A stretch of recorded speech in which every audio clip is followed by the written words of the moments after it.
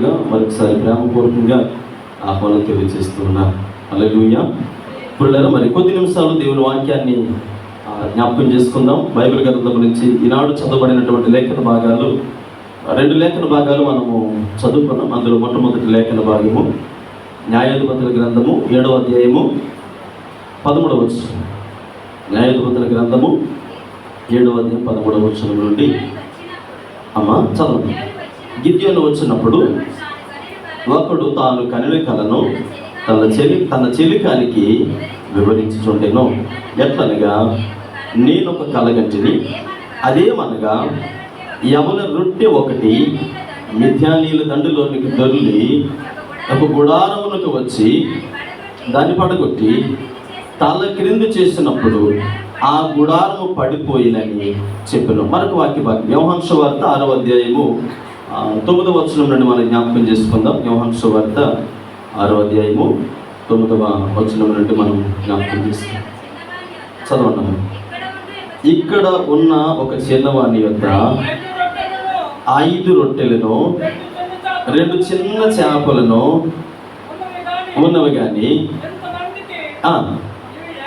ఇవి ఏమాత్రమని అనగా చెప్పాను. ఆ చోట లెక్కకు ఇంచుమించు 5,000 మంది పురుషులు. యేసు ఆ రొట్టెను పట్టుకొని కృతజ్ఞతాస్తుతులు చెల్లించి కూర్చుండే వారికి వడ్డించెను. అలాగున ఇష్టమైనంత మట్టుకు వడ్డించెను. వారు తృప్తిగా తినిన తరువాత ఏమీ నష్టపోకుండా మిగిలిన ముక్కలు పోగు చేయడని తన శిష్యులతో చెప్పెను. కాబట్టి వారు భుజించిన తరువాత వారి యొద్ద మిగిలిన 5 యవన రొట్టె ముక్కలు పోగు చేసి 12 గంపలాయను. ఇప్పుడు మీకు 2 వాక్య భాగాలు చదివిన తర్వాత ఏ వాక్య భాగం గురించి మనము ధ్యానం చేయబోతున్నామో అర్థమైందని అనుకుంటాను. రెండిటికి అంటే 2 వాక్య భాగాల్లో ఒక కంబైన్డ్ సెంటెన్స్ ఒకటి కనబడుతూ ఉంది. ఏదంటే యవల రొట్టె అనే ఇటువంటి పదాన్ని మనం జ్ఞాపకం చేసుకుంటూ ఉన్నాం. నిజానికి ఈ యవలు అనేటువంటి యవలు ఏవైతే ఉన్నాయో అవి ఆనాటి కాలంలో గుర్రాలకు వాడేవారు. అవి ఉడకబెట్టి గుర్రాలకు పెట్టేవారు. అయితే ఆ తర్వాత కాలంలో అవి రొట్టెలుగా మనము అంటే ప్రస్తుత పరిస్థితులను బట్టి ఆనాటి కాలంలో వాడడం జరుగుతూ ఉంది. ఇక్కడ మనం జ్ఞాపకం చేసుకున్నటువంటి విషయం ఏంటంటే, యోహాను సువార్తలు కావచ్చు లేదా న్యాయాధిపతుల గ్రంథములు కావచ్చు, యవన రొట్టె అనేటువంటి పదము లాస్ట్ సండే నేను మీతో మాట్లాడినటువంటి ఒక విషయం ఏంటంటే, పెంతెకోస్తు అనగా అది ఏదో ఒక డినామినేషన్కో లేదా ఒక సంఘానికో చెందినటువంటి పేరు కాదు. పరిశుద్ధాత్మ దేవుని యొక్క అభిషేకము దిగి వచ్చినటువంటి, అంటే దేవుడు తన బిడ్డలను తన యొక్క కుమార్తెలుగా కుమారులుగా అంగీకరించినటువంటి వారిని దేవుడు ఆత్మ నింపుదల లేకపోతే ఆత్మ లేనివాడు నావాడు కాదు అని దేవుడు చెబుతూ ఉన్నాడు. ప్రత్యేకించి ఒక డినామినేషన్కి సంబంధించింది కాదు పరిశుద్ధాత్మ అనేది. పర్టికులర్గా ఎవరైనప్పుడు కూడా యేసుక్రీస్తు ప్రభుల వారు ఆయన దేవుడు అని విశ్వసించిన వారు తండ్రి కుమార పరిశుద్ధాత్మ త్రియేక దేవుని యొక్క ఆ అంగీకారంలో మాత్రమే దేవుని రాజ్యములకు చేరగలరు. ఇందులో ఏ విధమైనటువంటి అనుమానాలు లేవు. కొంతమంది మేము యెహోవా సాక్షులు అంటారు, కొంతమంది మేము క్రీస్తు సంఘం వారు అంటారు, కొంతమంది మేము మేరీ మాత అంటే ఇది కాదు. జనరల్గా మనము నమ్మవలసినటువంటి సత్యం ఏంటంటే, క్రీస్తు స్వరక్తం ఇచ్చి కడిగినటువంటి ప్రతి ఒక్కరు అంగీకరించవలసింది తండ్రి కుమార పరిశుద్ధాత్మ త్రియేక దేవులు ఒక్కటే అని అంగీకరించకపోతే దేవుని రాజ్యంలో మనకి స్థానం అనేది లేదు. త్రిత్వంలో ఏకత్వం అనేది ఖచ్చితంగా విశ్వసించాలి, అది నమ్మాలి. అయితే ఇప్పుడు నేను మీతో మాట్లాడేటువంటి సందర్భం ఏంటంటే, పరిశుద్ధాత్మ అనేటువంటి వరం ఏదైతే ఉందో పరిశుద్ధాత్మ దేవుడు తండ్రి పాత నిబంధన కాలంలో ఉన్నారు, అదే సమయంలో కుమారుడైన క్రీస్తు ఉన్నారు, అదే సమయంలో పరిశుద్ధాత్మ దేవుడు కూడా పాత నిబంధన కాలంలో ఉన్నట్టుగా అనేక లేఖనాలు రుజువు చేస్తూ ఉన్నాయి. ఓకే, ఇదంతా పక్కన పెడితే ఇప్పుడు మనం జ్ఞాపకం చేసుకున్నటువంటి లేఖన భాగంలో జ్ఞాపకం చేసుకుంటున్నప్పుడు యవల రొట్టె అనగా పరిశుద్ధాత్మ అనేటువంటి ఒక చక్కటి అర్థాన్ని ఇస్తుంది. పరిశుద్ధాత్మ దేవునికి సాదృశ్యంగా కనబడుతూ ఉంది. ఇక్కడ యవల రొట్టె పరిశుద్ధాత్మకి గుర్తయితే అక్కడ కూర్చున్నటువంటి ప్రజలు ఎవరైతే ఉన్నారో, అంటే పురుషులు ఇంచుమించుగా 5,000 మంది ఉన్నారు. నేను గతించిన ఆదివారం నేను తెలియజేశాను. పురుషులు 5,000 మంది ఉంటే ఖచ్చితంగా స్త్రీలు అంతకి డబలు ఉంటారు, పిల్లలు కూడా అంతకి డబలే ఉంటారు అని మనం జ్ఞాపకం చేసుకుంటూ ఉన్నాం. అనుకుందాం, మన అంచనా కొరకు ఒక 25,000 అనుకుందాం. అందరూ కలిసి ఒక 25,000 అనుకుంటే ఇప్పుడు 25,000 మెంబర్స్ అక్కడ కూర్చుంటే అక్కడ నిజానికి ఎన్ని రొట్టెలు ఉన్నాయట? రెండు ఎన్ని చేపలు ఏమండి? 5. మరి రొట్టెలని ఇప్పుడు ఏం చేస్తారంటే యేసుక్రీస్తు ప్రభువు వారు వాటిని కృతజ్ఞత అంటే దేవునితో ఇప్పుడు ఈయన ప్రార్థన చేసిన తర్వాత ఈ యవల రొట్టె చూడండి, ఇక్కడ మనం జ్ఞాపకం చేసుకుంటున్నప్పుడు ఇంచుమించుగా ఎంతమందికి అంటే అవన్నీ కూడా 25,000 మందికి అంచనాగా చెప్పాను. 25,000 మంది కాదు, మేబీ ఎక్కువై ఉండొచ్చు, తక్కువై ఉండొచ్చు. 25,000 మందికి సర్వ్ చేయగా ఎన్ని కప్పలు మిగిలిపోయాట? అంటే పరిశుద్ధాత్మ అనేటువంటి యవల రొట్టె దేనికి సాదృశ్యంగా ఉంది? పరిశుద్ధాత్మ దేవునికి సాదృశ్యంగా ఉంది. ఇక్కడేమో ప్రజలు దేనికి సాదృశ్యంగా ఉన్నారు? సంఘానికి సాదృశ్యంగా ఉన్నారు. అంత మాత్రమే కాదు, ఇక్కడ మనం జ్ఞాపకం చేసుకుంటే యేసుక్రీస్తు ప్రభుల వారు అనగా పరిశుద్ధాత్మ దేవుడు ఇప్పుడు ఆ ముక్కలు యవల రొట్టె దేనికి సాదృశ్యంగా చెప్పండి? పరిశుద్ధాత్మకి. ఇప్పుడు ముక్కలు మిగిలినటువంటి ముక్కలు ఒక్కొక్కరిగా అందరూ సమృద్ధిగా తిన్నారంటే మిగిలినటువంటి ముక్కలు దేనికి సాదృశ్యంగా ఉంది అని అంటే పరిశుద్ధాత్మ దేవుడు అనగా దేవుడు ఇచ్చినటువంటి ఆత్మీయ వరాలకు సాదృశ్యంగా ఉంది. హల్లెలూయా. పిల్లలు జ్ఞాపకం చేసుకోండి, ఇక్కడ మనము చదివినటువంటి లేఖన భాగంలో అక్కడ మనము ఆ బిడ్డల గురించి మనం చదివితే యేసు 9వ వచనం చూడండి, ఇక్కడ ఉన్న ఒక చిన్నవాని యొద్ద 5 రొట్టెలు చాలండి. ఇప్పుడు ఈ 5 రొట్టెలు తీసుకొని ఇంతమందికి పంచిన తర్వాత 5 రొట్టెలే ఇంతమందికి పంచిన తర్వాత ఎన్ని గంపలు మిగిలిపోయాయట? 12 గంపలు మిగిలిపోయాయి. ఇక్కడ రోమీయులకు రాసిన పత్రిక 12వ అధ్యాయం 3వ వచనంలో అపోస్తుడైన పౌలు గారు ఒక చక్కటి మాటను తెలియజేస్తూ ఉన్నారు. చూడండి, విభజించి 12వ అధ్యాయం 3వ వచనం చదవండి. తనను తాను ఎంచుకొని దానికంటే ఎక్కువగా ఎంచుకొనక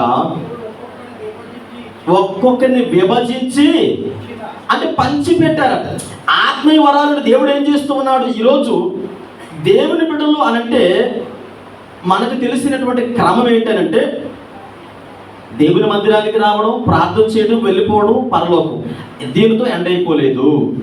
ఆధ్యాత్మిక జీవితంలో కాబట్టి పిల్లోడు స్కూల్లో జాయిన్ చేసిన తర్వాత డైరెక్ట్గా ఫైనల్ ఎగ్జామ్స్ రాసేస్తాడా? డైరెక్ట్గా ఎంతవరకు వెళ్ళిపోతాడా? ఏం చేయాలి? ఎన్ని అడల్ట్స్ అంటే స్టార్టింగ్ నుంచి ఎల్కేజీ, ఆ తర్వాత first standard, second standard, third standard, ఇలా 10th క్లాస్ ఎగ్జామ్స్ అంటాడు, ఇంటర్ అంటాడు, ఇంకేమో పీజీ అంటాడు, అవంటాడు, ఇవంటాడు, ఈ ఫీజులు అన్నీ అయిన తర్వాత అంటే ఎన్ని స్ట్రగుల్స్ ఎదుర్కోవాలి? వాతావరణంలో మార్పులు, శరీరంలో మార్పులు, అనారోగ్య పరిస్థితులు, వ్యతిరేకతలు అంటే ఇవన్నీ ఎదుర్కొన్న తర్వాత చివరాఖరికి జాబ్ కొడతాడో కొట్టడో కూడా గ్యారెంటీ లేదు. ఒక క్రైస్తవ విశ్వాస జీవితము నిత్య విద్యార్థితో సమానము. ఏ ఒక్కరు ఉపాధ్యాయులు కాదు, ఏ ఒక్కరు ప్రొఫెసర్స్ కాదు. అంటే వాళ్ళ జీవితంలో ఒక క్రైస్తవ విశ్వాసం నేర్చుకోవలసినటువంటి యథార్థ సత్యం ఏంటంటే నేను నిత్య విద్యార్థిని ఎప్పుడైతే మనము దేవుని ముందు కూర్చుంటామో ప్రతినిత్యము దేవుడు మన జీవితాల్లో అనేక అనుభవాలు కూడా తీసుకొని వెళ్తాడు. హల్లెలూయా. ఇక్కడ మనం జ్ఞాపకం చేసుకుంటున్నప్పుడు యవల రొట్టె అందరికి పంచిన తర్వాత మిగిలినటువంటి మొక్కలు నేను అంటాను 5 రొట్టెలే అన్ని వేల మందికి పంచితే మిగిలినటువంటి 12 గంపల మొక్కలు ఇంకెంతమందికి పంచవచ్చు? ఈరోజు ఆ ప్రజలు ఎవరో కాదు, దేవుని బిడ్డలు అనగా సంఘమైనటువంటి మనమే. మన జీవితాల్లో దేవుడు ఆ మిగిలినటువంటి మొక్కలు అనగా ఆత్మీయ వరాలు దేవుడు మనకి ఇచ్చాడు. ఆ వరముల ద్వారా ఒక సంఘ విశ్వాసులు అనగా సంఘం ఏం చేయాలి, ఆధ్యాత్మిక వరములు పొందుకున్న తర్వాత చదువుకున్నాం. రోమీయులకు రాసిన పత్రిక 12:3 చదువుకున్నాం కదా. విభజించి ఆయన ఒక్కొక్కరికి ఇచ్చినటువంటి ఆ వరములను మరి సంఘ బిడ్డలుగా మన జీవితాలలో ఏం చేయాలి అక్కడ మనం చదివితే, ఇక్కడ చూడండి మనం చదువుకున్నటువంటి వాక్య భాగంలో యోహాను సువార్తలు అంటారు, వారు తృప్తిగా తినిన తర్వాత తృప్తి దేనికి సాదృశ్యం అంటే దేవుడు ఇచ్చినటువంటి ఆత్మీయ వరములకు సాదృశ్యముగా కనబడుతూ ఉంది. హల్లెలూయా, హల్లెలూయా. పిల్లలు జ్ఞాపకం చేసుకోండి, సేవకుడిగా నేను మీ ముందు నిలబడి ఏమో నేను 2-3 నీతి మాటలు చెప్పేసి ఆమెన్ అనిస్తే సరిపోతాం. విశ్వాసులుగా మీరు కూర్చొని అప్ప సూపర్ డోపరు, లేదంటే బాగుందో బాగలేదు, సాల్ట్ ఉందో సాల్ట్ ఎక్కువైందో కారం ఎక్కువైందో ఏదో 2 మాటలు చెప్పేసి అయిపోయింది కదా దులుపుకొని వెళ్ళిపోతే, అంటే నేను చెప్పిన నీతి మాటలు మీరు అనేసి వెళ్ళిపోవడం కాదు.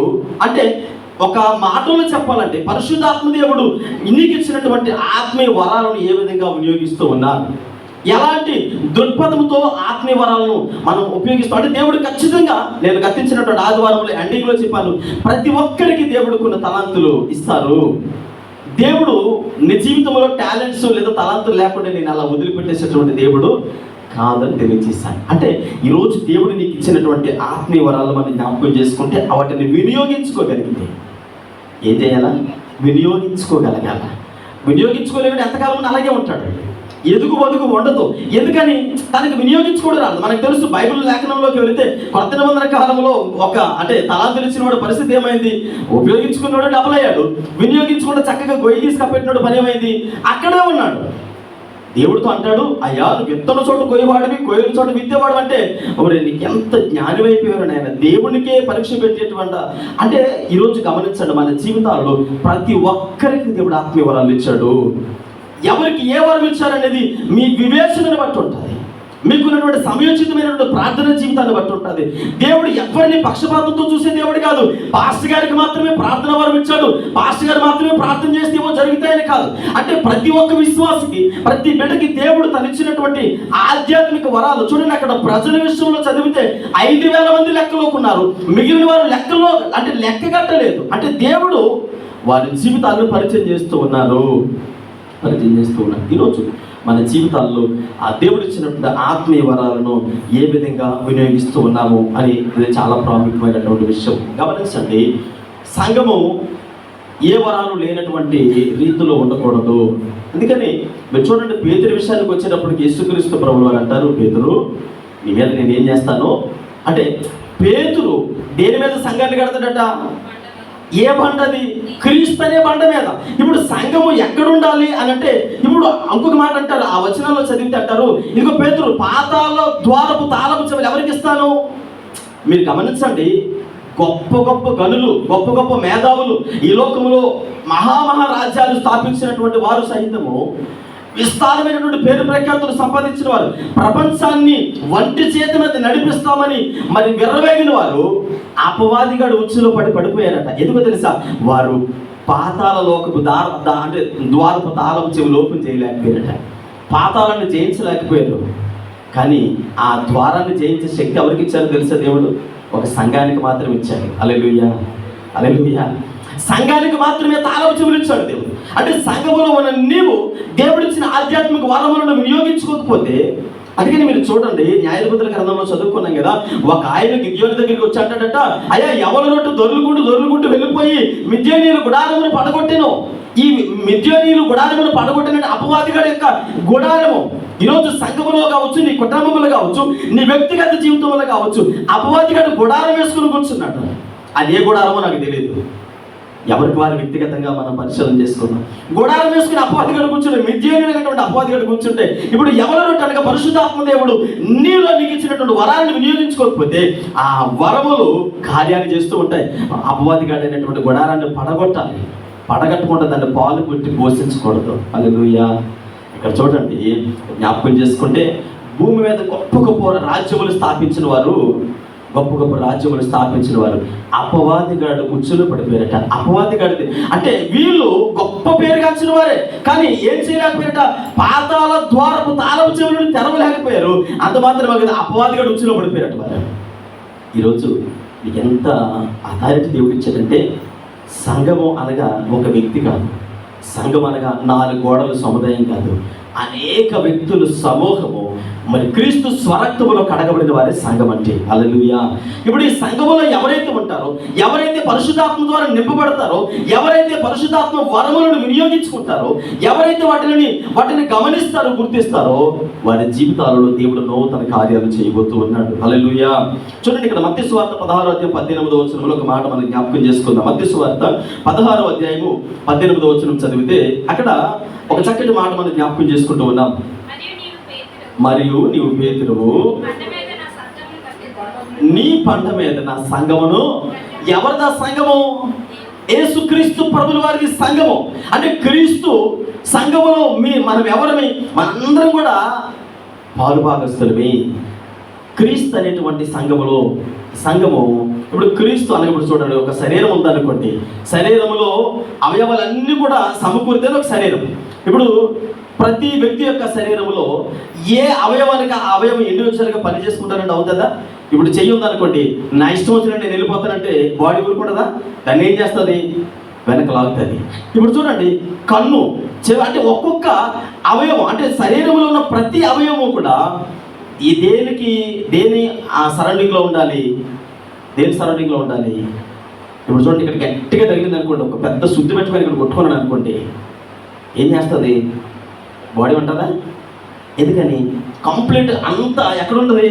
దీని మీద ఆధారపడి. సంఘము అనగా ఆధ్యాత్మిక లక్షణాలు కలిగినటువంటి సంఘం యొక్క లక్షణాలు ఏంటంటే, ఇక్కడ మనం జ్ఞాపకం చేసుకుంటున్నప్పుడు సంఘానికి శిరసైనటువంటి క్రీస్తు మాట మనం ఎలాగైతే అంగీకరించి కొనసాగుతూ ఉన్నామో, అలాగే ఇక్కడ మనం జ్ఞాపకం చేసుకుంటున్నప్పుడు అపవాదిగాడి గుడారమును పడగొట్టాలనంటే సంఘం అంతా కలిసి దేవుని నామమును ఘనపరిచేదిగా ఉండాలని దేవుని సేవకుడిగా మనం చేస్తూ ఉన్నాం. ఇక్కడ చూడండి, ఇక్కడ మనం జ్ఞాపకం చేసుకోండి, అవయవాలు, శరీరంలో ఉన్నటువంటి అవయవాలు, చేతులు, కాళ్ళు, నోరు, తర్వాత నాలుక, ముక్కు, చెవులు, చాలా అవయవాలు ఉన్నాయి. ఇవన్నీ మనం చూసుకుంటే శరీరంలో ఉండి పని చేస్తాయి. ఇప్పుడు నా చెయ్యొద్దు కదండి, ఇక్కడికి నరికేసి ఆ టేబుల్తో అన్నం పెట్టి అక్కడ పెట్టాను అనుకోండి, అది తీసుకొచ్చి నాకు తినిపిస్తుందా? ఎందుకని? ఈ చెయ్య దేనికి అంటుకొని లేదు, శరీరంతో అంటుకొని లేదు, ఎక్కడో నరికివేయబడింది. అంటే శరీరం నుంచి వేరుపరచబడి డైనింగ్ టేబుల్ మీద ఉంది. చాలా నాకు ఇష్టమైన ఆహారం ఉంది, కానీ చెయ్యి ఏం చేయబడలేదు, నన్ను అంటుకోవడం లేదు, అంటే అంటుకొని లేదు. సంఘము కూడా అలాంటిదే. ఈరోజు సంఘముతో కట్టుబడి లేకుండా, సంఘముతో అంటుకట్టుకొని కాకుండా లోకములోనో ఇంకెక్కడో కూర్చొని నేను సంఘములో విశ్వాసనంటే నువ్వు క్రీస్తు శరీరములో అవయవానివి కాదు. అది సంఘం అంటే. జ్ఞాపకం చేసుకోండి, నా కన్ను ఉంది, నీ కళ్ళు 2 కళ్ళు తీసేసి అక్కడ పెట్టేసి నేను బాగానే చూస్తున్నానంటే అవుతుందా? కళ్ళు దేనికి అంటుకట్టుబడలేదు? నా శరీరానికి అంటుకట్టుబడలేదు. మీరు చూడండి, ఇక్కడ మనం జ్ఞాపకం చేసుకుంటున్నప్పుడు సంఘము క్రీస్తుది. సంఘం ఎవరిది? క్రీస్తు. మనందరం కూడా క్రీస్తు శరీరంలో అవయవాలము కనుక ప్రతి అవయవము వాటి క్రమము చొప్పున మరి వాటి యొక్క పనితీరును ఖచ్చితంగా జరిగించాలి. అలా కాదండి, సంఘం ఇక్కడ ఉంటుంది, నేను ఇంకో దగ్గర ఉంటాను. ఇప్పుడు నేను ఇక్కడ ఉన్నాను, నా చెయ్యి డైనింగ్ టేబుల్ మీద ఉంటే నా చెయ్యి నాకు ఎలా ఉపయోగం ఉండదో, అలాగే నాకు ఒక అక్క ఈ మధ్యకాలంలో, అంటే నాకు చాలా రోజులు తెలుసు, అక్కగారు చాలా మంచి సాక్ష్యం. ఆవిడకి దేవుడు ఆమె జీవితంలో చేసినటువంటి చాలా ఉన్నతమైనటువంటి కార్యము, చాలా అద్భుతమైనటువంటి సాక్ష్యము, భయంకరమైనటువంటి HIV రోగం నుంచి ఆ తల్లిగారు మరి విడుదల పొందారు. విడుదల పొందిన తర్వాత కొంతమంది సేవకులు ఆయా ప్రాంతాల నుండి వచ్చి, సిస్టర్ గారు మీరు మా సంఘానికి రండి, సంఘానికి వచ్చి మీరు సాక్ష్యం చెప్తే మీ సాక్ష్యము అనేకులు వినడం ద్వారా వారు మార్పు చెందారని ఆవిడని తీసుకెళ్తూ ఉన్నాను. ఒకరోజు నాకు తారసపడి ఆమెకి ఎందుకు వచ్చిందో తెలియదు, డౌట్. నేను అడిగింది, తమ్ముడు నువ్వేమనుకోనంటే ఒక మాట పర్లేదక్క చెప్పు ఏముంది అంటే అన్నది. అలా కాదు తమ్ముడు, ఆదివారం పూట పాస్టర్ గారు నన్ను పిలుస్తున్నారు కదా, నాకు సాక్షి వెంట ద్వారా అనేకులు మార్పు చెందుతూ ఉన్నారు. ఓకే, నేను ఒకానొక సమయంలో దౌర్భాగ్య జీవితాన్ని జీవించాను, దేవుడు నన్ను కనికరించి స్వస్థతనిచ్చిన తర్వాత ఇప్పుడు దేవుని సాక్షిగా జీవిస్తూ ఉన్నాను, ప్రతి ఆదివారం ఏదో ఒక చర్చికి సాక్ష్యం చెబుతూ ఉన్నాను అని అంటే నేను చెప్పాను. ఇప్పుడు ఇదే ఎగ్జాంపుల్ చెప్పాను. అక్క సంఘం అనగా ఒక శరీరము. ఇప్పుడు సంఘము, ఇప్పుడు నా శరీరం ఇక్కడ ఉంది, నా చెయ్యి నరికేసి ఒకరోజు శ్రీకాకుళంలో, ఒకరోజు వైజాగ్లో, ఇంకొక రోజు విజయనగరంలో, ఆ తర్వాత ఇంకెక్కడో పెట్టాను అనుకోండి, ఈ చెయ్యికి శరీరానికి సంబంధం లేదు కనుక ఆ చెయ్యి ద్వారా వచ్చే పౌష్టికాహారం కావచ్చు, ఈ బాడీలో ఉన్నటువంటి పౌష్టిక విలువలు కావచ్చు, ఆ శరీరానికి చేతికి సంబంధం అనేది ఉండదు.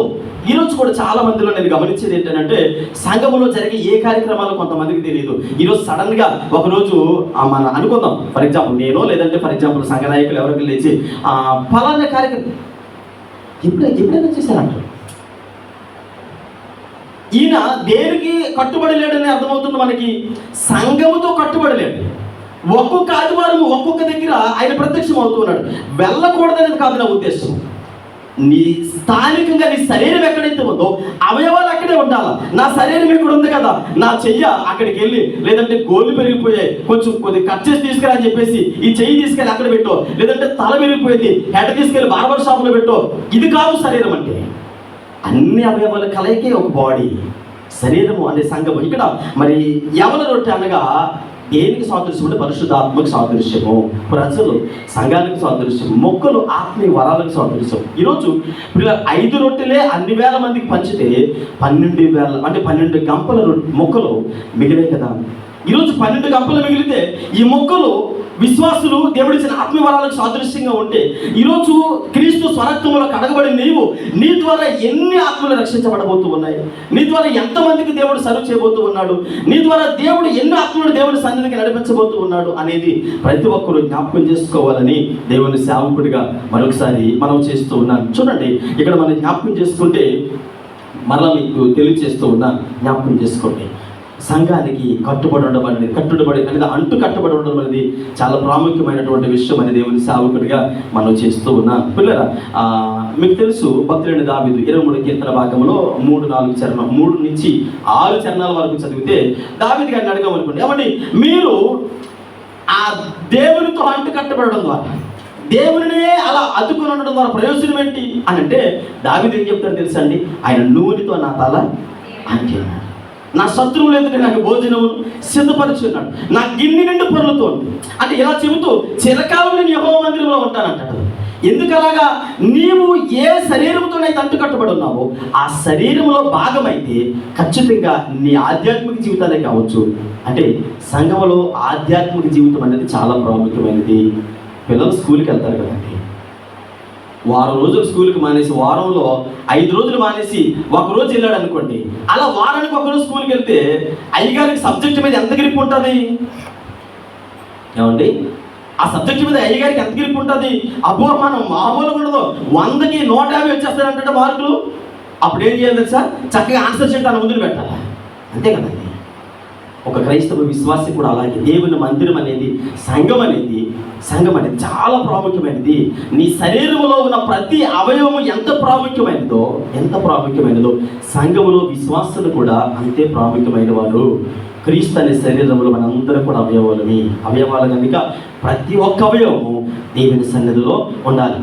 నా చెయ్యాలి అక్కడికి వెళ్తుంది, నా కాలు అక్కడికి వెళ్తుంది, నా తల అక్కడికి వెళ్తుంది అంటే అది కుదరనటువంటి పని. చూడండి, ఇక్కడ మనం జ్ఞాపకం చేసుకుంటున్నప్పుడు సంఘములో మరి ప్రతి ఒక్కరు కూడా ఎలా ఉండాలి అని అంటే కట్టబడి ఉండాలని దైవజనుడు తెలియజేస్తూ ఉన్నాడు. పిల్లల మరొక మాట నేను జ్ఞాపకం చేస్తూ ఉన్నాను, మనందరం కూడా సంఘములోనే ఉండాలి, సంఘము ద్వారా ఉండాలి, సంఘము చేత కట్టబడాలి. సంఘములో ఉండాలి, సంఘము ద్వారా నడవాలి, సంఘము చేత కట్టబడాలి. ఇందులో ఎప్పుడైతే ఉంటామో అప్పుడు నీకంటూ కొన్ని ఆలోచనలు ఉంటాయి. అరే, ఇది నా సంఘము, దేవుడు నన్ను తన రక్తంలో కడిగి నన్ను స్థాపించినటువంటి నా జీవితాన్ని నేను ఎన్నడూ కూడా దుర్వినియోగపరచుకోకూడదని దేవుని సేవకుడిగా తెలియజేస్తూ ఉన్నాను. పిల్లలు జ్ఞాపకం చేసుకోండి.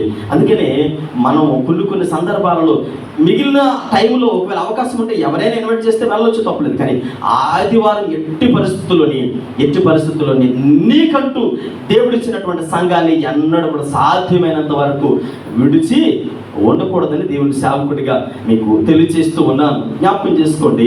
ఇక్కడ మనము ఒక మాట జ్ఞాపకం చేసుకుంటే యేసుక్రీస్తు ప్రభుల వారు ఒక సమయంలో అన్నారు, మీకు కొన్ని ప్రశ్నలు రావచ్చు, ఏమండి ఎందుకు ఆదివారం పూట సంఘాన్ని వదిలిపెట్టకూడదు సంఘాన్ని అని డౌట్ రావచ్చు. యేసుక్రీస్తు ప్రభుల వారు యెరూషలేములో ప్రవేశిస్తున్నప్పుడు తన శిష్యులు ఇద్దరు పిలిచి, అబ్బాయి అక్కడ ఊరి మీద తిరిగే 2 గాడిదలు ఉంటాయి, ఒక తల్లి గాడితో ఒక పిల్ల గాడిద ఉంటాయి, తీసుకురండి అన్నారా?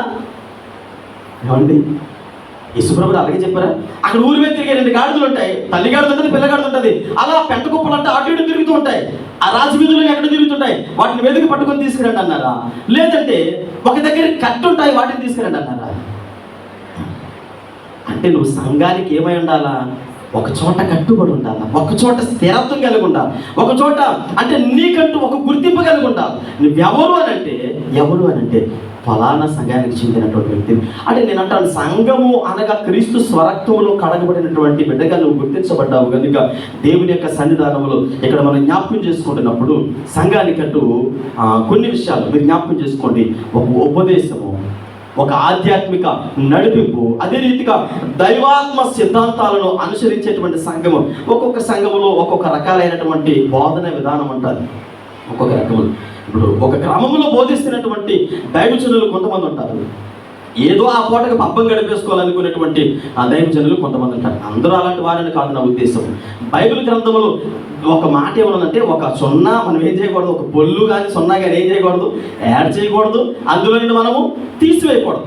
నీకు అర్థం కాకపోతే దేవుని సన్నిధిలో మోకరించి ప్రార్థన చేయాలి తప్ప లేనిపోయినటువంటి విషయాలన్నీ కూడా అందులో క్రోడీకరించేసి కుదించేసి అందులో అన్ని వక్రీకరించినటువంటి విషయాల్లోని విశ్వాసాలను తప్పుడు త్రోవలు నడిపించకూడదు.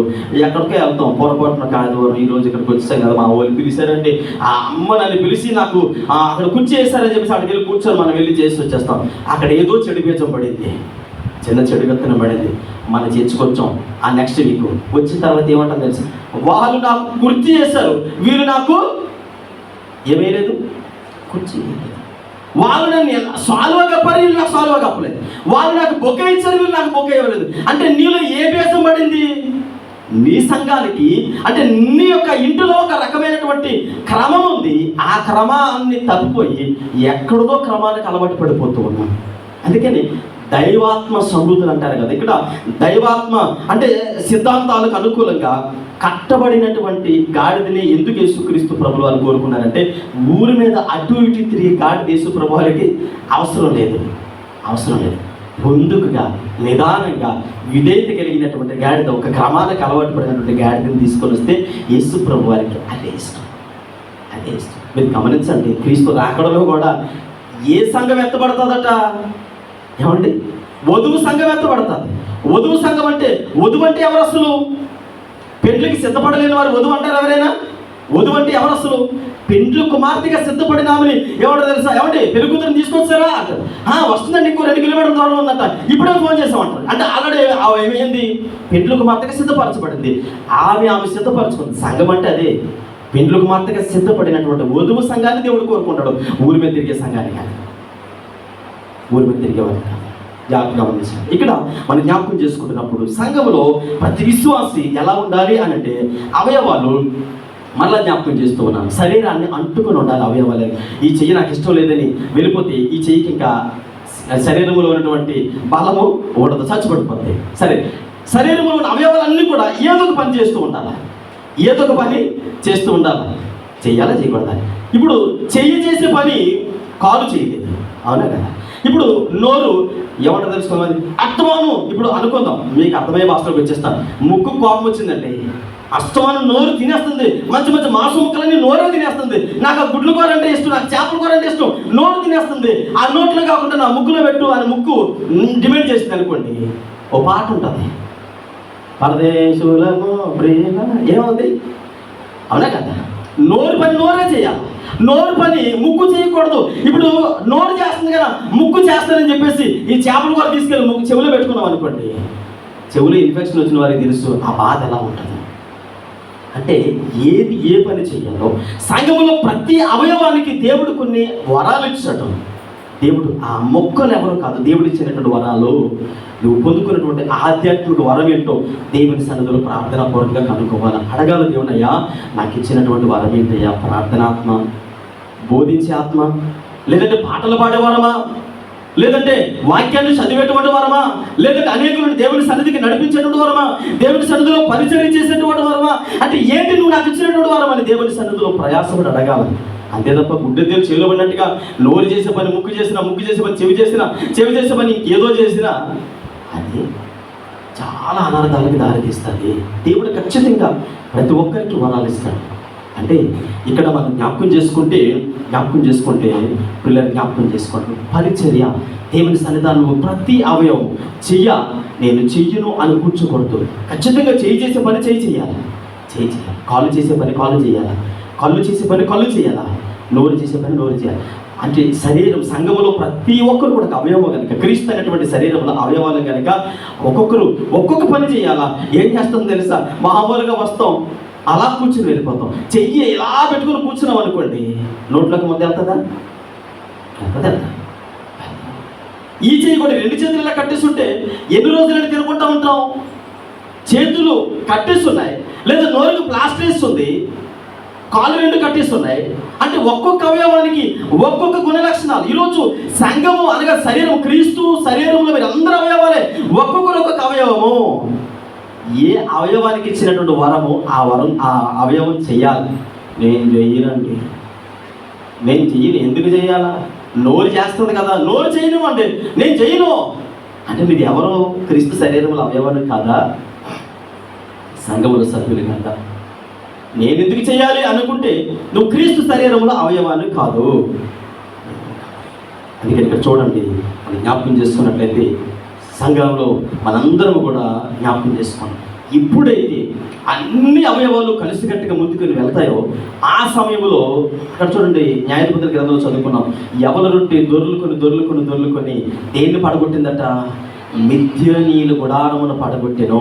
అపవాదిగడు సంఘం మీద, మీ కుటుంబాల మీద ఏలుబడి చేస్తున్న అపవాది గుడారాలు స్థాపించేవాడు, వాడు చలామణి అవుతున్నాడు. వాడు అపవాది గుడారాలు స్థాపించి ఇంకా ఈ గుడారమును ఎవరు పడగొట్టలేరని వాడు నవ్వుతూ ఉన్నాడు. మనం మెడ మీద కాలు పెట్టి తొక్కేస్తూ ఉన్నాడు. కానీ మనం ఏం చేస్తున్నాం తెలుసా? అలా చేతులు ముడుచుకొని కూర్చుంటే అపవాదిగడు పగలబడి నవ్వుతూ ఉన్నాడు. ఇంకింత వీళ్ళు బ్రతుకు ఆత్మీయ వరాలను వినియోగించలేదు, ఆధ్యాత్మికంగా బలపడలేరు. అంటే మనము ఒక్కొక్క అవయవం స్వచ్ఛపడిపోయినట్టుగా ఈ అవయవం ఇంతే, ఇంకొక అవయవం ఎలా ఉంటుంది అంటే ఈ అవయవాలన్నీ ఎలా ఉండడం ద్వారా అపవాదిగాడి చలామణి అవుతున్నాడు. మిథ్యానీయులు గుడారము పడగొట్టడానికి అవకాశం రాలేదు. మీకు దేవుడు అథారిటీ ఇచ్చాడు. ఆ ద్వారపు చెవులు అనగా పాతాళలోకపు ద్వారపు చెవులు నీ చేతికి దేవుడు ఇచ్చాడనే విషయాన్ని ఖచ్చితంగా మర్చిపోకూడదని దేవుని సేవకుడిగా మనం చేస్తూ ఉన్నాం. పిల్లలు జ్ఞాపకం చేసుకోండి, మనం దేవుని యొక్క సన్నిధానంలో, దేవుని యొక్క మరి సంఘములో ప్రతి ఒక్కరూ కూడా, ప్రతి అవయవము కూడా ఖచ్చితంగా మనకు అప్పగించవలసినటువంటి పని మనము చేయాలని దేవుని సేవకుడిగా మనం చేస్తూ ఉన్నాం. అది సంఘములో అవయవాలకు ఉన్నటువంటి పాత్ర. రెండవది మరొక విషయం ఏంటంటే, అవయవాలు కొన్ని కనబడతాయి, కొన్ని కనబడవు. అవయవాలు ఒక మనిషి శరీరంలో, ఇప్పుడు నా చేతులు కనబడుతున్నాయి కదా, ముఖం కనబడుతుంది, ముక్కు, చెవులు, కళ్ళు కనబడుతూ ఉన్నాయి. గుండె కనబడుతుందా? లివర్ కనబడుతుందా? కిడ్నీ కనబడుతుందా? అంటే శరీరంలో కనబడి చేసేవి కొన్ని ఉంటాయి, కనబడకుండా అంటే పనులు చేసేవి కొన్ని ఉంటాయి. అంటే సంఘములో క్రీస్తు శరీరంలో అవయవాలైన మీరు పాస్టర్ గారే కనబడుతున్నారు. ఇక్కడ ఎవరు కనబడుతున్నారు? పాస్టర్ గారే కనబడుతున్నారు. అంటే ఇప్పుడు కనబడే అవయవాలు కొన్ని ఉంటాయి. చేసేటువంటి పని చేయాలి, కళ్ళు చేసే పనులు కళ్ళు చేయాలి, గుండె చేసే పని గుండె చేయాలి. ఇంకా కొద్ది ఆశ్చర్యకరమైన విషయం ఏంటంటే, కనబడే వాటికి విశ్రాంతి ఉంది, కనబడలేని వాటికి విశ్రాంతి లేదు. నేను అంటాను, సంఘములో ఇన్నరగా ఉండేటువంటి విశ్వాసులు ఎవరైతే ఉన్నారో 24 గంటలు పోటీ మీదకి రాకుండా, ముందుకు రాకుండా, వాక్యము చెప్పకపోయినా, ఇక్కడికి వచ్చి అన్ని కార్యక్రమాల్లో పాల్గొకపోయినా, విశ్వాసులుగా మీరు కనబడకుండా మీరు చేసే ప్రార్థన సంఘాన్ని, సేవకులని, న్యాయక బృందాన్ని నడిపిస్తుందనే విషయాన్ని ఖచ్చితంగా మర్చిపోకూడదు. ఇప్పుడు చూడండి, నేను నిద్ర వచ్చింది పడుకున్నాను అనుకోండి, నా చేతులు పనిచేస్తాయా? కాళ్ళు పనిచేస్తాయా? కళ్ళు ఏం పనిచేయవు. కానీ కనబడకుండా ఉండే గుండె మాత్రం పనిచేస్తాయి. ఎందుకో తెలుసా? అది ఆ శరీరానికి చాలా ప్రాముఖ్యమైనది. కనబడే అవయవాలు, కనబడకుండా పనిచేసే అవయవాలు. చాలామంది అనుకుంటారు, మేము సంఘం కోసం ఎంత ప్రార్థన చేస్తున్నాం తెలుసండి, సేవకుల కోసం ఎంత ప్రార్థన చేస్తున్నాం తెలుసండి, సంఘ అభివృద్ధి కోసం ఎంత ప్రయాసపడుతున్నాం తెలుసండి, కనీసం మా పేరు ఒకసారి పిలవరండి, మమ్మల్ని ఒకసారి పలకరించరండి, మమ్మల్ని ఒకసారి కూడా ఆ ముందుని జ్ఞాపకం చేసుకోరండి అంటే నేను అంటాను, మనుషులుగా మేము మర్చిపోవచ్చు, కానీ దేవుడు ఖచ్చితంగా మీరు చేసే ప్రతి పనిని దేవుడు జ్ఞాపకం చేసుకుంటూ ఉన్నాడు. హల్లెలూయా. జ్ఞాపకం చేసుకోండి. ఇక్కడ జ్ఞాపకం చేసుకోండి. కొన్నిసార్లు మన జీవితాల్లో మరి సంఘములో మనందరం కూడా అవయవాలు కనుక అవయవాలు కనిపించి పనిచేసేవి కొన్ని ఉంటాయి, కనబడకుండా పనిచేసేవి కొన్ని ఉంటాయి. చూడండి, 1 కొరింథీయులకు రాసిన పత్రిక 12వ అధ్యాయము 23వ వచనం చదవండి. 1 కొరింథీయులకు రాసిన పత్రిక 12వ అధ్యాయం 23 నుంచి చదువుకుంటాం. 1 కొరింథీయులకు రాసిన పత్రిక. శరీరంలో ఏ అవయవమో ఘనత లేనిదని ఆ అవయవములను మరి ఎక్కువగా ఘనపరచు. చాలండి, మీకు అర్థమవడానికి చెప్తాను. మనం బయటికి వెళ్ళి వచ్చిన తర్వాత ఇంట్లో మామూలుగా ఎక్కువగా ఇంట్లో కూర్చున్నప్పుడు కరెంట్ పోయింది, బాగా చెమటెక్కింది. ఏం చేస్తారు? వెంటనే కాళ్ళు కడుగుకుంటారు వెళ్ళి. చెమటెక్కితే ఏం కడుగుతారు వెళ్ళి? రోజుకి కనీసం 4-5 సార్లు, తక్కువ 4-5 సార్లు ఏం చేస్తాం? సింక్ దగ్గరికి వెళ్ళి, వాషింగ్ మెషిన్ దగ్గరికి ఏం కడుగుతాం? మొక్కమే కడుగుతాం. కాళ్ళకి అంతగా ప్రాధాన్యత ఇవ్వం. ఎందుకని? కానీ కాళ్ళకి మనం అంతగా ప్రాధాన్యత ఇవ్వకపోయినా మీ శరీరం అంతా కూడా దేని మీద డిపెండ్ అయి ఉంది? కాళ్ళ మీద డిపెండ్ అయింది. ఇంకొక మాట, పిల్లలు కొంతమంది బర్త్డే కార్యక్రమాలకు లేదంటే వివాహ దినోత్సవాలకు, పెళ్లి రోజులకు కొంతమంది ఏం చేస్తారంటే వయసులో పెద్దవారైన వారికి ఏం చేస్తారంటే పాదాల మీద పడి ఆశీర్వాదం తీసుకుంటారు. ఎప్పుడు తీసుకోలేదు ఎవరు? కాళ్ళ మీద పడి ఏం చేస్తాం? నిజానికి కాళ్ళు అనేవి అంత శ్రద్ధ పెట్టలేనివి. కానీ ఇక్కడ వాక్య భాగం మనం చదివితే 23వ వచనంలో ఏముంది? ఘనహీనమైన వాటిని దేవుడు ఎలా ఇస్తాడట? కనబడలేని వారిని దేవుడు ఉన్నతమైన స్థాయిలో తీసుకుని వెళ్తాడు. నేను కనబడలేదు కదా అని బాధపడిన అవసరము లేదు. పాదాలను పెద్దగా పట్టించుకోము, పెద్దగా శ్రద్ధ తీసుకోము. ముఖానికి రాసిందే రాస్తాం, కడిగిన చోటే కడుగుతాం. 10 సార్లు ముఖానికి శుద్ధి చేసుకుంటాం, కానీ కాళ్ళు అంతగా పట్టించుకోము. కానీ దేవుడు పాదాలకు ఇచ్చేటువంటి ఆ ఘనతను మనము జ్ఞాపకం చేసుకుంటూ ఉన్నాం. పిల్లల జ్ఞాపకం చేసుకోండి. అందుకని మరలా జ్ఞాపకం చేస్తూ ఉన్నాం. కనబడలేనటువంటి కొన్ని ఉన్నాయి, కనబడలేనివి. అది పని చేయకపోతే, అందుకని సేవకులుగా మేము చేసేటువంటి పనిలో ఖచ్చితంగా విశ్వాసాలుగా మీ పాత్ర అనేది ఉండాలి. సేవకుడు పోయి నడుచుకుని వెళ్ళిపోతే, విశ్వాసులు అలా తులిపేసి వెళ్ళిపోతే దానికి ఏ విధమైన ఉపయోగము ఉండదు. విశ్వాసులకి సేవకులకి అనగా సంఘం అనగా ఒక రకమైనటువంటి సహవాసము ద్వారా ముందుకి వెళ్ళడం అనేది చాలా ప్రాముఖ్యమైనది. ఇక్కడ చూడండి, మరొక మాట నేను మీకు జ్ఞాపకం చేస్తూ ఉన్నాను. మీకు బయట ఉండేటువంటి అవయవాలు ఏవైతే ఉన్నాయో మీకు అర్థమయ్యే భాషలోకి ఇప్పుడు సేవకులుగా మీ ముందు నిలబడి పరిచయం చేస్తూ ఉన్నాం. ఏమనిపిస్తుంది అంటే ఎప్పుడూ ఆలోచన చేస్తారని అంటే, ఇప్పుడు కనబడే అవయవాలకి కొన్ని క్వాలిఫికేషన్లు ఉండాలి. ఏం క్వాలిఫికేషన్లు అంటే, అవి ఎలా ఉండాలంటే ముఖం మీద కాండ్రకి చుమ్మేసిన సిగ్గు లేకుండా తుడిచేసుకొని అమ్మ బాగున్నారా, ఎలా ఉన్నారు? వీడికి ఎంత చెప్పినా సిగ్గు ఉండదండి. అసలు మాట్లాడకూడదు అనుకున్నా మళ్ళీ సిగ్గు లేకుండా మాట్లాడతాడన్నా, దేవా మీకు వందనాలు, ఆ కుమార్తెను దీవించండి. ఎన్ని నిందలు వేసినా, ఎన్ని విధాలుగా అవమానించినా ఏం చేయాలో తెలుసా? కనబడే అవయవాలు. ఇప్పుడు చూడండి, కాళ్ళతో మనం నడుచుకుని వెళ్ళిపోతుంటే పొరపాటు చెప్పులు వేసుకోకుండా వెళ్ళిపోతున్నాం. చక్కగా చల్లగా 2 అంగుళాలు గాజుపై కూర్చుకుపోయింది. ఎక్కడ? పాదానికి. అబ్బా అని మెల్లిగా కూర్చొని ఆ గాజుపైకి తీసేసుకొని మెల్లిగా దాన్ని ట్రీట్మెంట్ చేసుకొని కూర్చున్నాం. ఒక మంచి గుండె పని తీసుకొని ఇక్కడ కూర్చేసాం అనుకోండి, అదే 2 అంగుళాలు కూర్చేద్దాం. ఇక్కడ ఏమండి, ఉంటాడా పోతాడా? ఇన్నరగా ఉండేటువంటి అవయవానికి గాయమైతే ఆ గాయము తట్టుకోలేదు. కానీ కనబడే అవయవాలు ఏవైతే ఉన్నాయో అవి తట్టుకోగలరు. నిందలకి, అవమానాలకి, వాతావరణానికి, అనేక శ్రమలకి, ఎత్తు పల్లాలకి, అనేక రకాల ఒత్తిడులకి, ఇవన్నిటికి కూడా అంటే ఘనత పొందుకోవడం ఒకటే కాదు, నిందలకి అన్నిటిని కూడా శ్రమలో కూడా తట్టుకోగలిగే అవయవాలు, బయట కనిపించే అవయవాలు. అంత మాత్రమే కాదు, వాటికి కావాల్సిన సెక్యూరిటీ కూడా దేవుడు ఇచ్చాడు. ఇలా టప్మని ఏదైనా తగిలిందనుకోండి, వెంటనే రెప్పేమవుద్ది, మూతపడుతుంది. ఇప్పుడు ఈ గుండె కానీ లివర్ కానీ కిడ్నీలు కానీ చక్కగా ఒక 4 అంగుళాలు ఓస్ తీసుకొని వచ్చి డైరెక్ట్గా కిడ్నీ మీద పొడిస్తారనుకోండి, చక్కగా అంచనా పొడిచితే ఏమవుద్ది? పని చేస్తుందా, పని చేయదా? ఎందుకు పని చేయదు? అది లోపలే ఉంది కదా. మరి బయట గాజుపై కూర్చుకున్నప్పుడు ఎలాగైతే ట్రీట్మెంట్ చేసుకున్నామో దానికి కూడా అలా ట్రీట్మెంట్ చేయించుకోవచ్చు కదా. ఒక్కసారి దానికి గాయమైతే, ఒక్కసారి అది దెబ్బతింటే అది లైఫ్ లాగా మరలా పనిచేయదు. ఏదో ఒక శ్రమ వస్తూనే ఉంటుంది, ఏదో ఒక ఇబ్బంది వస్తూనే ఉంటుంది. కానీ కనిపించేటువంటి అవయవాలు ఏవైతే ఉన్నాయి, అనగా సేవకులైతేనేమి, నాయకులైతేనేమి, మరి దేవుని సన్నిధిలో నిలబడి నడిపిస్తున్న వారైతేనేమి, దేవుని పక్షంగా నడుస్తున్న వారైతేనేమి, మరి కూర్చొని వింటున్న విశ్వాసులు వంటి వారు కాదు. ఇక్కడ ఉన్న వారికి ఎన్ని ఆటుపోట్లు వస్తాయి తెలుసా? మీకు తెలుసు కదా, ఏదో అంటారంట కదా, కాసే చెట్టుకే ఏముంటాయంట, దెబ్బలు ఉంటాయంట. చెట్టు అంతా మామిడికాయలు ఉంటే నచ్చిన వారికి నచ్చినట్టుగా ఇసురుతుంటారు కాయలు, వారికి నచ్చిన కాయలు పట్టుకొని వెళ్ళిపోతూ ఉంటారు. దెబ్బలన్నీ దేనికి? ఆ చెట్టుకి. కనిపించే అనుకుంటారు, కనిపించే వారికి వాళ్ళకి ఏంటంటే సూపర్ అండి అనుకుంటారు. కానీ ఇక్కడ అలాంటి పరిస్థితులు ఏమి కూడా లేవు. ఒకవేళ నేను సంఘములో సమాజంలో అందరికీ కనబడేలాగా, అందరి దృష్టిలో మరి నేను కూడా ఉండాలి, నేను కనబడలేని అవయవంలాగా ఇన్నరగా ఉండి నేను పని చేయను, అందరి ముందుకి నేను వచ్చి పని చేయాలంటే నిందలు ఎదుర్కోవాలి, అవమానాలు ఎదుర్కోవాలి, శ్రమలు పడాలి. కొన్ని సందర్భాలలో అనేక రకాలు తట్టుకోలేనటువంటి పరిస్థితులు, తట్టుకోలేనటువంటి గాయాలు ఏమనిపిస్తుంది తెలుసా? హృదయము పగిలిపోయేంత గాయం తగిలిన సిగ్గు విడిచి నవ్వుకుంటూ పోడియం దగ్గరికి వచ్చి అందరితో నవ్వుతూ మాట్లాడి దేవుని వాక్యాన్ని వివరించి, అది కనబడే అవయవానికి ఉన్నటువంటి లక్షణం. పొరపాటుని ఏమమ్మా అని ఎవరికైనా అన్నాం అనుకోండి, ఏంటంటే అసలు మీరు అన్నాం అనుకోండి, అదిగో నన్ను ఎంత మాట అన్నారు తెలుసా? ఇదే అవయవం తెలుసా? కనబడలేని అవయవం.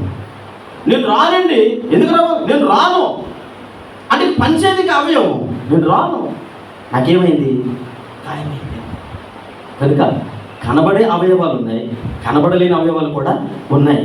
ఇక్కడ ఒక్కొక్క అవయవానికి దేవుడు ఒక్కొక్క పనితీరుని ఇచ్చినట్లుగా మనం చూడగలుగుతూ ఉన్నాం. చూడండి, మరొక మాట, 4వ మాట జ్ఞాపకం చేస్తూ ఉన్నాను. ఇందులో ఎంత గొప్ప కృపించాడు దేవుడు, ఎంత గొప్ప ఆధిక్యతనిచ్చాడు అంటే, సంఘములో అంటే అందరూ ఒకే రకమైనటువంటి మనస్తత్వాలు కలిగిన వారు ఉండరు. బలమైన వారు ఉంటారు, బలహీనులు కూడా ఉంటారు. బలమైన వారు అంటే వాక్యానుసారంగా అభివృద్ధి చెందిన వారు ఉంటారు, ప్రార్థన జీవితాలు కలిగిన వారు ఉంటారు. అదే సమయంలో ప్రార్థన జీవితంలో దిగజారిపోయిన వారు ఉంటారు, ప్రార్థన జీవితంలో సన్నగిలిపోయిన వారు ఉంటారు. అయితే ఇక్కడ మనం జ్ఞాపకం చేసుకుంటున్నప్పుడు శరీరంలో ఉండేటువంటి అవయవాలన్నీ కూడా ఏమండి, సైంటిఫిక్గా ఇక్కడ సైన్స్ చదివిన వారికి తెలుసు, 2 కళ్ళు ఒకే రకమైనటువంటి సమతూకంలో ఉంటాయి. ఎవరికైనా 2 కళ్ళు ఏ చిన్న తేడా కూడా లేకుండా 2 కళ్ళు సమానంగా ఉంటాయని తెలుసా మీకు? ఎవరికైనా ఊపిరితిత్తులు 2 సమానంగా ఉంటాయా? సైన్స్ చదివిన వారిని అడిగితే చెప్తారు, 2 కళ్ళు ఏదో ఒక కళ్ళు ఖచ్చితంగా సైజు చిన్నది, తక్కువ ఉంటాయి. ఊపిరితిత్తులు 2లో ఏదో ఒకటి ఖచ్చితంగా ఒకటి చిన్నది ఉంటుంది. పనితీరులో తేడా ఉంటుంది. అలాగే సంఘంలో విశ్వాసులు కూడా అందరూ బలమైన వారు ఉండరు, ఖచ్చితంగా బలహీనులు ఉంటారు. అవయవాల్లో కూడా కుడి చేసే అంత బలము ఎడమ చేయలేకపోవచ్చు. అలాగే చెప్పేసి చెయ్యి నరికి తీసేద్దామా? అలా కాదు. ఖచ్చితంగా ఈ చెయ్యి ఏం చేయాలి? చేతికి సహాయం చేయాలి. బట్టలు ఇలా పెడుతున్నప్పుడు ఏమవుతుంది? ఈ చెయ్యి తనుపోతుంది అంటారు. అప్పుడు ఈ చెయ్యి ఏం చేస్తుంది? వెంటనే పట్టుకుంటుంది గట్టిగా, పట్టుకో అంటారు. 2 చేతులతో పట్టుకొని గట్టిగా పెట్టగానే దానికి ఉన్న రసం అంతా, నీరంతా కారిపోతుంది. అంటే సంఘములో ఉన్నటువంటి విశ్వాసులు అందరూ కూడా ఒకేలాంటి వాక్య అనుభవంలో పెరిగిన వారు కాదు. అంత దేవుని యొక్క గొప్ప కృప ఏంటంటే, మనందరినీ కూడా దేవుడు తన ఉచితమైనటువంటి కృప ద్వారా కలుపుకొని దేవుడు తీసుకొని వెళుతున్నాడు అనడంలో ఏ విధమైనటువంటి ఇది అందుకే అంటాడు దేవుడు, ఆయన కన్నులని లేదు, కనహీనులని లేదు. ప్రతి ఒక్కరిని కూడా దేవుడు సమానంగా తీసుకుని వెళుతూ ఉన్నాడు. ప్రతి ఒక్కరికి దేవుడు తన వరాలను ఇస్తూ ఉన్నాడు. అయితే ఆ వరాలు వినియోగించుకుంటున్నావా, వినియోగించుకోలేదా అనేది నీ చేతుల్లోనే ఆధారపడుతుంది. సంఘం అనగా క్రీస్తు శరీరములో మనందరం కూడా అవయవాలమే. నేను రానండి, నేను చెయ్యనండి, వాళ్ళు చేస్తారండి అంటే ఒక అవయవము ఊరుకుంది, ఇంకొక అవయవం మాత్రమే చేస్తుంది. సంఘం అంటే అది కాదు, అన్ని అవయవాలు కలిస్తేనే సంఘము. ఆ తర్వాత ఒక్కొక్క అవయవానికి ఒక్కొక్క పని అప్పగించాడు దేవుడు. నీ స్టామినాకి, నీ శక్తికి మించి దేవుడు నీకు ఇచ్చాడు. నువ్వే పని చేయగలవో పని అప్పగించాడు దేవుడు. నాకు తుడిసే పని అప్పగించాడు కూడా దేవుడు నాలో అదే తలాంతి చూస్తుంటాడు. నేను అంతటి దానికి మాత్రమే సరిపోతానని దేవుడు చూశాడు, నాకు ఆ పని అప్పగించాడు. వాక్యం బోధించేటువంటి శక్తిని దేవుడు అప్పగించాడు. అంటే దేవుడు తనకు వినియోగించుకోవాలనుకున్నాడు, ఆ పని అప్పగించాడు. నేను మరలా చెప్తాను, నోరు పని నోరే చేయాలా, ముక్కు పని ముక్కే చేయాలి. లేదు, నేను నోటు పని చేస్తాను, నువ్వు ముక్కు పని చేయడానికి లేదు. ఆ తర్వాత ప్రతి అవయవము మీరు గమనించండి, కనబడే అవయవాలు కొన్ని, కనబడలేని అవయవాలు కొన్ని. సంఘములో కనబడే అవయవాలు కొన్ని ఉన్నాయి, కనబడలేని అవయవాలు కొన్ని ఉన్నాయి. కనబడేవారు కొందరు ఉన్నారు, కనబడలేని వారు కొందరు ఉన్నారు. కనబడే వారికి నిందలు, అవమానాలు, శ్రమలు ఉన్నాయి. కనబడలేని వారు చక్కగా ఏ కుర్చీలో కూర్చొని, ఏ మొహాలు కూర్చొని చక్కగా పేనగాలికి ఒక కొనుగు తీసేసి చక్కగా ప్రార్థన అయిపోయిన తర్వాత బైబిల్ సంఖ్యలో పెట్టుకుని వెళ్ళిపోయి ఉంటే కనబడలేని అవయవాలు. ఏం పర్వాలేదు, పని చేసినా పని చేయకపోయినా పర్వాలేదు. ఆ తర్వాత మరొకటి మనం జ్ఞాపకం చేసుకుంటే దేవుని యొక్క కృప ఏంటంటే, నీవు పని చేసినా చేయకపోయినా, నీలో టాలెంట్ ఉన్నా లేకపోయినా, నువ్వు దేవుడిచ్చిన కృపావరాలని వినియోగించినా వినియోగించకపోయినా, అంటే నేనేం చేస్తుంటాడంటే, ఉదాహరణ మీకు చెప్తాను. యేసుక్రీస్తు ప్రభుల వారికి శిష్యులు ఎంతమంది అండి? యేసుక్రీస్తు ప్రభుల వారికి శిష్యులు 70 మంది శిష్యులు, 12 మంది అపోస్తులుడు. మీరు జాగ్రత్తగా జ్ఞాపకం చేసుకోండి. యేసు ప్రభు వారి దగ్గర 70 మంది శిష్యులు ఉన్నారు, 12 మంది అపోస్తులు ఉన్నారు. ఇప్పుడు 70 మంది శిష్యులు పక్కన పెడితే 12 మంది అపోస్తులు ఉన్నారు. యేసుక్రీస్తు ప్రభుల వారి యొక్క జీవితాల్లో మనం జ్ఞాపకం చేసుకుంటే, యేసు ప్రభుతో సమానంగా పనిచేసే శిష్యుడి పేరు, ఒక్క శిష్యుడి పేరు చెప్పండి. యేసు ప్రభులాగే సమానంగా అదే స్థాయిలో భక్తిని పనిని చేసినటువంటి ఒక్క శిష్యుడి పేరు. 12 మంది శిష్యులలో యేసు ప్రభులాగే నీతిగా, పరిశుద్ధుడిగా, యథార్థపరుడిగా అన్ని చేసినటువంటి శిష్యుడి పేరు, ఒక్క శిష్యుడి పేరు. యేసు ప్రభులాగా పరిశుద్ధుడిగా ఉన్నాడండి? యేసు ప్రభులాగా యథార్థపరుడిగా ఉన్నాడా అంటే, నేను ఎందుకు పర్టికులర్గా మీరు అర్థం చేసుకుంటారని అడిగాను. యేసు ప్రభులాగే పరిశుద్ధ జీవితాన్ని కలిగి జీవించినటువంటి అపోస్తులుడు ఒక్కరు కూడా లేరు. కానీ యేసు ప్రభువారు మీరు పనికిమాలోలు అని వదిలేదు, పనికిరాని వదిలేదు. వారందరినీ కూడా ఏం చేస్తారు తెలుసా? తన ఉచితమైన కృప ద్వారా చేర తీసుకున్నాడు. సంఘం అనగా ఏంటంటే, నీకు పాట రాదు నువ్వు ఉండిపో, నీకు చదవడం రాదు నువ్వు ఉండిపో, నీకు సరిగ్గా మాట్లాడడం రాదు నువ్వు ఉండిపో అని కాదు. యేసు ప్రభువారు అన్నారు, ఈ 12 మంది అపోస్తులుని ఒక దగ్గర చేరదీసి ఆయన ఏం చేశాడు తెలుసా? తన ఆత్మ కృపావరముల చేత వారిని నింపాడు.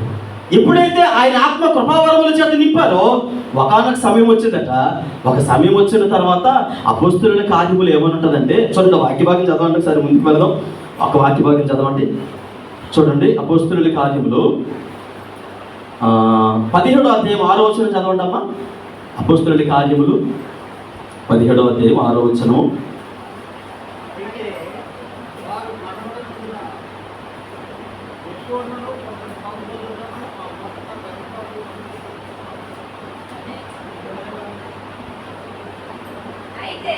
చదవండి.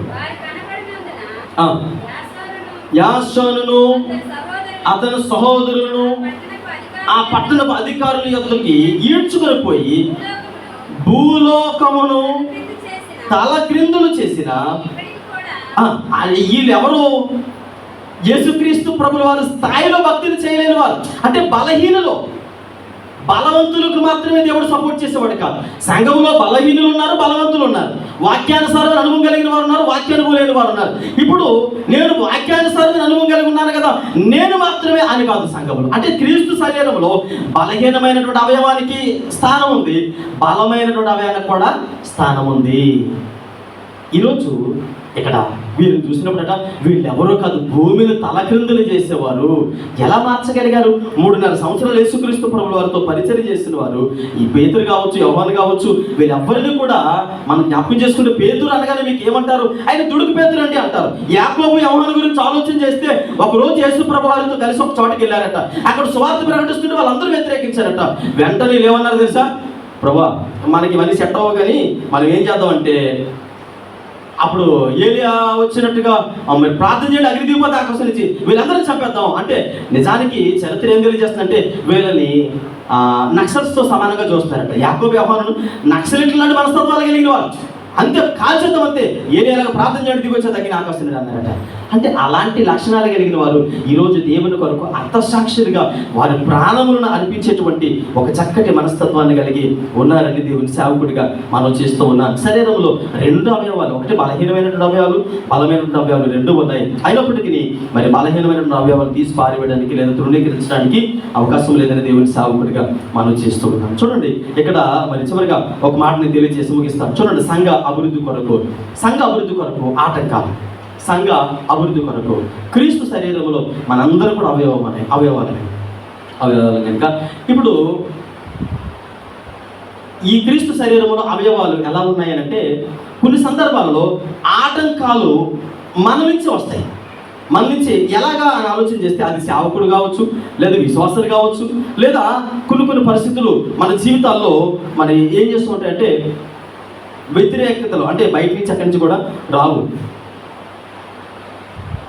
నేను ఈ మధ్యకాలంలో ఎలక్షన్ సందర్భంలో ఒక పెద్ద ఆయనతో మాట్లాడుతున్నప్పుడు ఆయన ఏమన్నారంటే, ఆయన ఎలక్షన్ గురించి కొన్ని విషయాలు తెలియజేస్తున్నప్పుడు నేను మామూలు అలా వింటూ ఉన్నాను. పొలిటికల్గా ఏదైనా విషయాలు చెప్తుంటే తెలుసుకోవడం ఇష్టపడుతూ ఉంటాను. చెప్తూ ఉంటే ఆ అంకుల్ గారు అంటూ ఉన్నారు, ఈ సంవత్సరం ఖచ్చితంగా అంటే కాంగ్రెస్ ప్రభుత్వంలో ఉన్నటువంటి సిద్ధాంతాలు అనేవి చాలా మంచివండి. కాంగ్రెస్ ప్రభుత్వంలో ఒక మంచి సిద్ధాంతాలు కలిగినటువంటి ప్రభుత్వం, భారతదేశంలో అలాంటి సిద్ధాంతాలు కలిగినటువంటి ప్రభుత్వం మరొకటి లేదు అని అంటే, ఆ పక్కన ఇంకొక ఆయన అంటున్నాడు, మరి ఇన్ని సిద్ధాంతాలు కలిగినప్పుడు కాంగ్రెస్ ప్రభుత్వం ఎందుకు ఓడిపోతుంది అన్నాడు. జాగ్రత్తగా గమనించి, నేను మంచి సిద్ధాంతాలు కలిగి ఉందన్నాను కానీ గెలుస్తుందని చెప్పలేదు. మరి గెలవకపోవడానికి గల కారణం ఏంటి అని అంటే, నిజానికి కాంగ్రెస్ ప్రభుత్వం గెలవకపోవడానికి కారణము ఇంకెవరో కాదు, వేరే పార్టీ వాళ్ళు వచ్చి దాని మీద దాడి చేయరు. వారిలో వాళ్ళకే సరైనటువంటి సఖ్యత ఉండదు. వారిలో వాళ్ళకి ఏముండదో తెలుసా? ఒకవేళ ఒకడు ప్రభుత్వం కోసం పాటుపడుతూ ఉంటే ఇంకొకడు ఏం చేస్తాడో తెలుసా? ఒకవేళ ఈడెక్కడ సీఎం అయిపోతాడో అని ఆ పక్కన ఏం చేస్తాడో తెలుసా? ఇంకొక 30-40 మంది ఎమ్మెల్యేలని నేను వాడికి సపోర్ట్ చేయకు. ఇప్పుడు వీళ్ళు కుమ్ములాడుకొని ఏం చేస్తారో తెలుసా? ఆ ప్రభుత్వం అధికారంలోకి రాకుండా, నిజానికి భారతదేశంలో కాంగ్రెస్ ప్రభుత్వం కలిగినటువంటి సిద్ధాంతాలు మతపరంగా కానీ లౌకికంగా కానీ ప్రజల పట్ల కానీ మంచి అవగాహన కలిగినటువంటి ప్రభుత్వమే.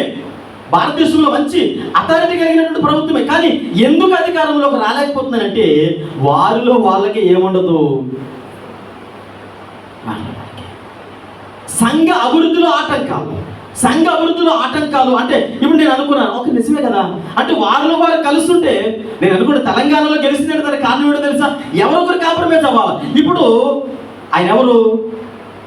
తెలంగాణ సీఎం గారు రేవంత్ రెడ్డి గారు అన్నారు, అయ్యా ఈసారికి మీరు డిప్యూటీ సరే అన్నాడు. అంతే, లేదు కుదరదు, నాకు సీఎం కావాలన్నాడు అనుకోండి, మరలా ఖచ్చితంగా అక్కడ ఏమయ్యేది? కొంతమంది ఎమ్మెల్యేలు ఇటు వచ్చి, కొంతమంది ఎమ్మెల్యేలు అటు వెళ్ళి, ఇప్పుడు ప్రభుత్వం ఏమవుతుంది? వాళ్ళకే. ఆ తర్వాత కర్ణాటక రాష్ట్రం, మహారాష్ట్రంలో ఎక్కడ కానీ అక్కడ కూడా కాంగ్రెస్ ప్రభుత్వం వచ్చింది. అక్కడ కూడా వాళ్ళిద్దరూ కాంప్రమైజ్ అయ్యారు. నువ్వెంతంటే నేనంత లేదు అక్కడ. ఈరోజు అవన్నీ ఆలోచించిన తర్వాత ఇక్కడ మనం జ్ఞాపకం చేసుకుంటే, సంఘ అభివృద్ధిలో ఆటంకాలు. అపవాదిగాడు పీట వేసుకొని కూర్చోడు సంఘంలో. అపవాదిగాడు వచ్చి సంఘాన్ని పాడు చేయాలనుకోడు. అపవాదిగాడు వచ్చి మీరు అది చేయకూడదు, ఇది చేయకూడదు అనడంలో ఎందుకో తెలుసా? సంఘములోనే వ్యతిరేకత, సంఘంలోనే అనేక రకాలైన ఆలోచన విధానాలు. అంటే అపవాదిగాడు ఇక్కడ చూడండి, అవయవాలు. ఇప్పుడు నేను పలానా దగ్గరికి వెళ్ళాలనుకున్నా, ఎక్కడికి పలాస వెళ్ళాలనుకున్నా, నా కాలు సహకరించలేదు. నా 2 చేతులు కాలుకి ఏం చేసాయి? గుది పెట్టేసాయి. కాలుకి చేతులకి సంబంధం లేదు కనుక ఈ చేతులు ఏం చేసాయి తెలుసా? ఒక మంచి బయటకు వెళ్ళి తీసుకొచ్చి 2 కాలుకి కట్టేసాయి. వెళితే కుదరదు అని ఇప్పుడు 2 చేతులు కాలు కట్టేసాయి. కాబట్టి ఇప్పుడు నేను పలాస ఎలా వెళ్తాను? శరీరానికి అభివృద్ధి అంటే ఆటంకం ఉందా లేదా? శరీరం వెళ్తుంది అక్కడికి? వెళ్ళదు. అభివృద్ధిలో ఆటంకాలు ఇక్కడ మనం జ్ఞాపకం చేసుకోండి. అలాగే మన జీవితాల్లో అంటే సంఘంలో ఒకరి పట్ల ఒకరు, అపోస్తలుడైన పౌలు అంటారు, మీలో మీకు ఒకరి పట్ల ఒకరికి అంటే నీ పక్కని ఎప్పుడు కూడా నువ్వు నాకంటే గనుడివి అని ఎంచుకోవాలట. నాకంటే గొప్పవాడివయ్యా, నాకంటే గనుడివని ఎవరైతే అలా ఎంచుకుంటారో దేవుడు ఖచ్చితంగా ఆ సంఘం యొక్క ఎదుగుదలను, సంఘం యొక్క ఆశీర్వాదమును ఖచ్చితంగా నీవు ఇతరుల గురించి ఆలోచించినప్పుడు ఖచ్చితంగా నీకు దేవుడు సంరక్షిస్తాడు. కాబట్టి ఇప్పుడు నా శరీరము ఇలా నడుచుకుని వెళ్తుంది అనుకోండి, నాకు ఎదురుగా ఒక ఏదో ఇలా మొలకంప ఉంది, లేదా ఏదో కొమ్మ తగులుతూ ఉంది, వెళ్ళిపోతున్నాను. శరీరం అంతని కూడా సహకరిస్తుంది, వెళ్ళిపోతూ ఉన్నాను. నా బాడీని ఎలాగైనా అక్కడ తీసుకెళ్ళాలనుకున్నాను. ఇప్పుడు ఆ కొమ్మ తగులుతున్నప్పుడు కనురెప్పలు ఏం చేస్తాయి? కళ్ళుకి తగులుతుంటే టప్మని మూతలు పడతాయి. అది దాటిపోయిన లేదా చెయ్యని అడ్డు పెట్టుకుంటాను. ఎందుకని? నా శరీరం అంతా కూడా ఏం చేస్తుంది? నా అవయవాలన్నీ కూడా నా శరీరానికి సహకరిస్తూ ఉన్నాయి. సంఘం కూడా అలాంటిదే. మేము సహకరించమండి, నేను సహాయం చేయలేనండి, నేను ఎందుకు చేయాలండి ఆ పని? నా పని కాదు కదా, అది ఎవరో చేస్తూ ఉన్నారండి అని ఏ అవయవము చెప్పినా, చెయ్యి చెప్పినా, కళ్ళు చెప్పినా, నోరు చెప్పినా, కాళ్ళు చెప్పినా, ఆ శరీరము అది చల్లా చెదిరైపోయినటువంటి మొక్కలే తప్ప అది కంప్లీట్గా ఏర్పాటు చేయబడినటువంటి శరీరం అయితే కాదని దేవుని సేవకుడిగా తెలియజేస్తూ ఉన్నాను. పిల్లలు జ్ఞాపకం చేసుకోండి, సంఘం అనగా మీరు చూడండి, యవ్వల రొట్టె అనగా పరిశుద్ధాత్మకు సాదృశ్యంగా ఉంది. మొక్కలు ఆత్మీయ వరాలకు సాదృశ్యంగా ఉంది. ఏమంటే 5 రొట్టెలే అన్ని వేల మంది పంచితే 12 గంపల మొక్కలు ఈరోజు దేవుడు విలువగా ఇచ్చాడు. ఆత్మవరాలని ప్రతి ఒక్కరికి పంచాడు దేవుడు. ఈరోజు ప్రతి ఒక్కరూ దేవుడి యొక్క ఆత్మీయ వరాలు పొందుకున్నాం. ఒక్కొక్కరికి ఒక్కొక్క వరంతో దేవుడు నింపాడు. అయితే అది ఏ వరం అనేది ప్రతి ఒక్కరు గమనించవలసినటువంటి విషయము. నీకు వివేచన కలిగి, అయా నాకు పరిచర్య చేసే వరం ఇచ్చావా, నేను బోధించే వరం ఇచ్చా, నాకు బోధించే వరం ఇచ్చావా, నేను సువార్త ప్రకటించే వరం ఇచ్చావా, పాటలు పాడే వరం ఇచ్చావా, వాక్యాన్ని అయ్యా చదివేటువంటి వరం ఇచ్చావా? అదే ఈరోజు దేవుడు నీకు ఇచ్చినటువంటి వరము. నాయకత్వపు లక్షణాలు ఇచ్చాడు. ఏ లక్షణాలు ఇచ్చాడు? ఏ వరం ఇచ్చాడు? ఆ వరములను మనము ప్రజల్లోనికి తీసుకొని వెళ్ళినప్పుడు నీ ద్వారా అంటే అనేక మందికి పంచేటువంటి వరాన్ని ఇచ్చాడు దేవుడు. అంటే సంఘం అనగా ఒక శరీరంలో ఒక్కొక్కరు ఒక్కొక్క అవయవం కనుక ఏ అవయవం సహకరించకపోయినా సంఘము అది మొక్కలైపోయినటువంటి ఆ తునకలుగా మొక్కలుగానే కనబడుతుంది తప్ప అది అన్నడు కూడా అది ఏక శరీరముగా కనబడదు. ప్రతి అవయవము ఆ అవయవానికి దేవుడు ఇచ్చినటువంటి పని ఏదైతే ఉందో ఒక్కొక్కరు మనం వివేచన కలిగి ఉంటే దేవుడు నాకు ఈ పని ఇచ్చాడండి, నేను ఈ పని చేస్తాను అని ఒక్కొక్కరు సంఘములో ఆ పని చేయాలి. ప్రతి అవయవము బయటికి కనబడాలండి. కొన్ని అవయవాలు కనబడే ఉన్నాయి, కొంతమంది కనబడేవారు ఉన్నారు, కొంతమంది కనబడలేని ఉన్నారు. ఎన్నరగా ఉన్నంత మాత్రాన మనం దేవుడు చూడలేదని కాదు, దేవుడు ఖచ్చితంగా మనకి ఇవ్వాల్సిన ఆశీర్వాదాలు ఇస్తాడు. అలాగే నేను బలహీనుడిని, నేను వాళ్ళ బలవంతులండి, నేను బలహీనుడిని అంటే శరీరంలో సంఘంలో బలవంతులు ఉన్నారు, బలహీనులు ఉన్నారు. అలాగే బలహీనులు దేవుడు వదిలేట్లేదు. అందరినీ కూడా దేవుడు తన కృప చేత నడిపిస్తూ ఉన్నాడు. పిల్లలు జ్ఞాపకం చేసుకోండి, ఈరోజు సంఘము అనేటువంటి శరీరంలో మనందరం అవయవం. ఎవరి నుండి అనేటువంటి ఆత్మవరాలు దేవుడు నీకు మొక్కలుగా పంచించాడు. ఆత్మవరాలను ఏ విధంగా నీకిస్తూ ఉన్నాం? ప్రార్థన చేసుకుందాం. ప్రతి ఒక్కరు ఒకరిలో వస్తున్న దేవుడి సన్నిధానంలో ప్రార్థన చేసుకుందాం. అడుగుదాం, అయ్యా మీ శరీరంలో మేమందరం కూడా అవయవాలుగా ఉంటూ ఉన్నాము. అయ్యా సంఘములో అవయవాలుగా ఉంటూ ఉన్నాం ప్రభావ. మాకు అప్పగించినటువంటి పనులు నమ్మకస్తులుగా మాకు ఏర్పాటు చేయబడి